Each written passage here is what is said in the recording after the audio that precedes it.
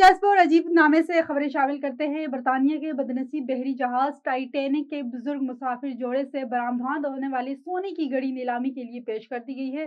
गैर मुल्की media report के मुताबिक नीलामी के दौरान जेब में रखने वाली इस सोने की घड़ी ने नीलामी का रिकॉर्ड तोड़ दिया है। ये घड़ी 3.61 मिलियन ऑस्ट्रेलियाई डॉलर्स में फरोख्त हुई है। नीलामी करने वालों ने कहा है कि ये टाइटैनिक से मुतालिक किसी भी यादगार शेयर के लिए अब तक अदा की जाने वाली सबसे बड़ी रकम है। इससे कबल ये रिकॉर्ड गुज़श्ता साल इस वक्त कायम हुआ था जब एक और सोने की घड़ी जो इस टाइटैनिक के कप्तान को दी गई थी।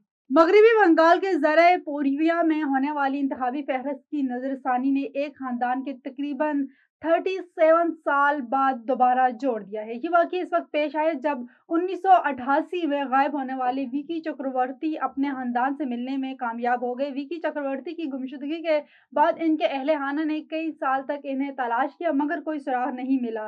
लेकिन हालिया इंतखाबी फहरिस्त की नजरसानी ने एक गैर मुतवक्के मोड़ लिया।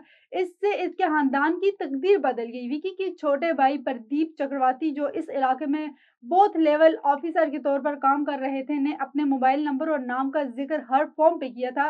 विकी के बेटे ने कोलकाता से प्रदीप से राब्ता किया और दोनों के दरमियान बातचीत में एक दिलचस्प बात सामने आई।